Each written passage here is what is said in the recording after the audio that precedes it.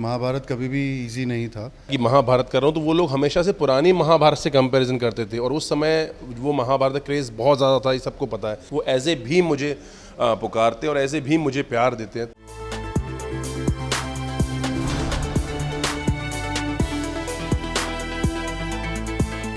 Mahabharat already इतिहास रच चुका है और आज 10 साल बाद इसे दोबारा से रिकलेक्ट किया जा रहा है। दोबारा से वो जो स्टोरीज़ हमने सेट पर आप लोगों ने बनाई है, हमने कहानियाँ सुनी है, आज वो दोबारा से रिकलेक्ट की जा रही है। पहले सबसे तो इसी के बारे में जानना चाहेंगे कि आज 10 साल बाद क्या कुछ बदल गया है और किस तरह से रिकलेक्ट किया जा रहा है। शुरुआत में लग रहा था कि सब बहुत कुछ बदल गया है, लेकिन सबसे मिलने के बाद, प्रोडक्शन वालों से मिलने के बाद, सारी टीम से मिलने के बाद, सारे को एक्टर्स से मिलने के बाद लग रहा है कि कुछ भी नहीं बदला। कल ही हमने शूट खत्म किया और आज हम ये इंटरव्यूज़ कर रहे हैं। एक्चुअली इज़ राइट, कुछ भी नहीं बदला। हमें लग रहा था हम बदल गए हैं, बट अभी ऊपर हम जब वो राउंड टेबल डिस्कशन कर रहे थे तो पितामह ने भी बोला कि सब वैसे ही इमेच्योर हैं अभी तक, इंक्लूडिंग हिम, हम सब। तो या कुछ नहीं बदला और इनफैक्ट हम एक दूसरे को इतना मिस करते हैं कि कईयों से तो बहुत सालों के बाद मिले, तो और ज़्यादा मज़ा आया मिलके। और एक्चुअली सब वैसे के वैसे ही हैं, कुछ भी नहीं बदला। तो क्या क्या कहानीज आज रिकलेक्ट हुई है, कुछ अनफोल्ड करिए यहाँ पर। हाँ, बहुत सारी अनफोल्ड कर सकते हैं हम, आप अगर चाहो तो। बिल्कुल, आप कुछ भी कर सकते हैं सम्राट। नहीं, मुझे नहीं करनी है। और ऐसा कुछ भी नहीं है एक्चुअली। बहुत सालों बाद सबसे मिले तो इतना कुछ है डिस्कशन करने के लिए।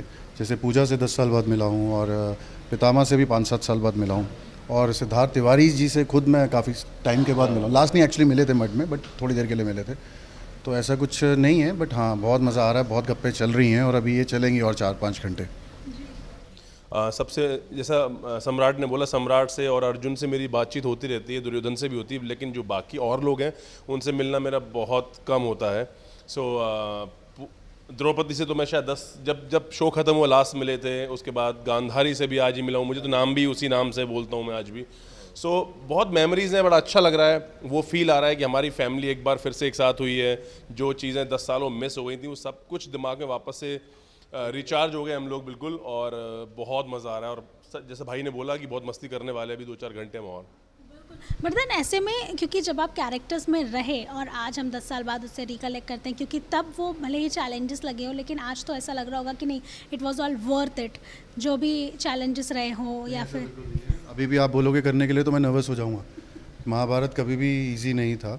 महाभारत हमारा एग्जैक्टली वो तो है ही है, क्योंकि ऑडियंस से इतना प्यार मिला, अप्रिसिएशन मिला, वर्ल्ड वाइड हिट हुआ। और यही हमारा इनिशियल चैलेंज भी था जब महाभारत ऑफ़र हुआ था हम सबको कि ये जब आएगा, क्योंकि ये 22-23 साल बाद तब बन रहा था। आज 32-33 ईयर्स हो गए और अब पता नहीं नेक्स्ट कब बनेगा।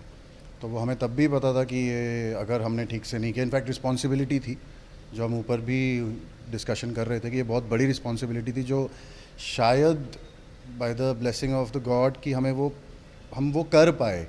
और इसीलिए शायद लोगों से इतना प्यार मिल रहा है, अप्रिसिएशन मिल रहा है। आज 10 साल हो गए, आप आज भी इंटरव्यू महाभारत के ले रहे हैं। हम सब ने और भी बहुत काम किए हैं, बट उसका डिस्कशन कभी नहीं होता, महाभारत का ही होता है, क्योंकि वो महाभारत का एक मैजिक था जो क्रिएट हो गया, जो कभी कभी होता है। देन आपसे जानना चाहूँगी कि सेट पर जब आप उस तरह से परफॉर्म कर रहे थे आपके कैरेक्टर्स को लेकर, कितना डिफ़िकल्टी या फिर मैं कहूँगी चैलेंजेस जो आए थे, क्योंकि इट वाज वेरी न्यू। क्योंकि अभी सिद्धार्थ जी से भी बात हुई, उन्होंने भी कहा कि it was very new for him as well to create this era. So आप लोगों के लिए पर्सनली किस तरह से रहा था? ये बहुत मुश्किल भरा था, क्योंकि जब जिन लोगों को बताया कि मैं नॉन एक्टर था, जब बताया कि महाभारत कर रहा हूँ, तो वो लोग हमेशा से पुरानी महाभारत से कंपैरिजन करते थे और उस समय वो महाभारत का क्रेज़ बहुत ज़्यादा था, ये सबको पता है। तो कहीं ना कहीं हमारे ऊपर ये प्रेशर था कि हमें जो पुरानी जो लोगों की सोच जो दिमाग में घुसे हुए हैं, वो कैरेक्टर जब आँख बंद करते हैं तो उन्हें शायद पुनीत सर दिखते होंगे ऐसे दुर्योधन, वो ब्रेक डाउन करना था, वो कैसे भी ख़त्म करना था। तो ये बहुत बड़ा चैलेंज था हमारे लिए, जो बहुत ही प्यार से, मेहनत के साथ, लगन के साथ हमने निभाया। और थैंक यू ऑडियंस का, जो उन्होंने उतनी ही प्यार हमें दिया और हमें पसंद किया। वो चैलेंज थे, बट आज ये लगता है कि हाँ, हमने ज़िंदगी में एक ऐसा काम किया है जो शायद आने वाले कई सालों तक हमें याद किया जाएगा। चैलेंजेस को क्या थे, करेक्ट?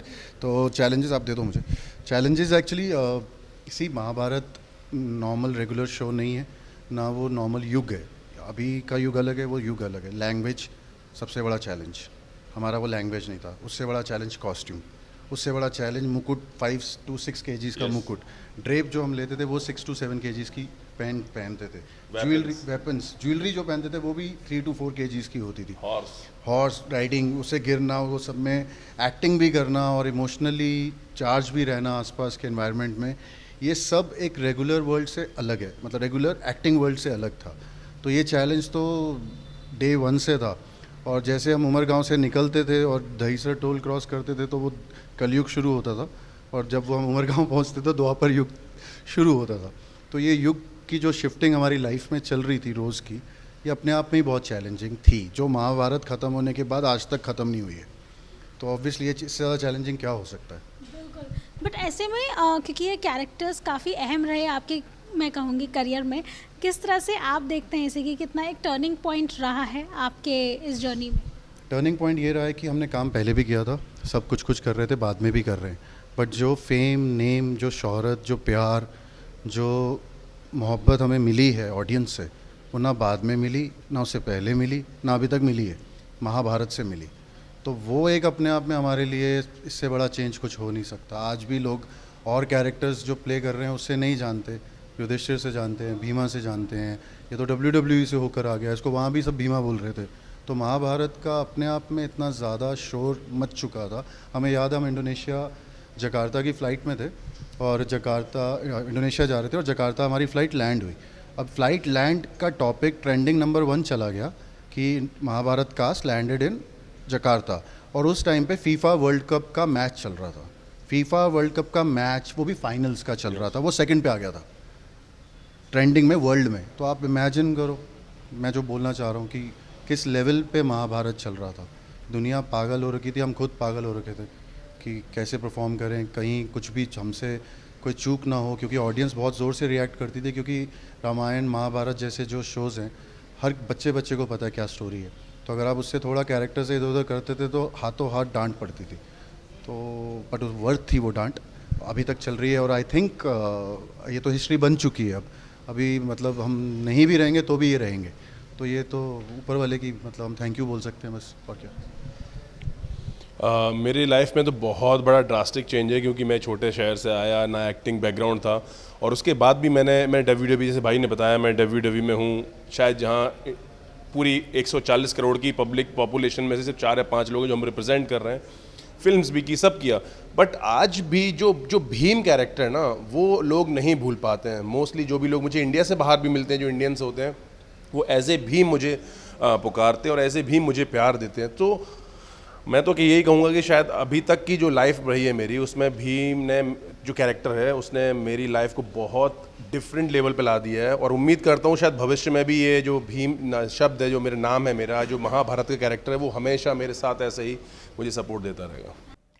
हम तो 24/7 पहनाते हैं आपको एंटरटेनमेंट की ये हथकड़ी। तो अगर आपको ये वीडियो पसंद आया है, आप इसे लाइक करें, कमेंट देके अपनी राय ज़रूर दें, और ऐसे ही एक्सक्लूसिव कंटेंट के लिए हमारे चैनल को सब्सक्राइब ज़रूर करें। अगर आप यही वीडियो फेसबुक पर देख रहे हैं तो हमारे फेसबुक पेज को भी फॉलो करें, और हाँ, हमें फॉलो करें अपने व्हाट्सएप पर भी, ताकि आप ना मिस करें एंटरटेनमेंट का कोई भी अपडेट।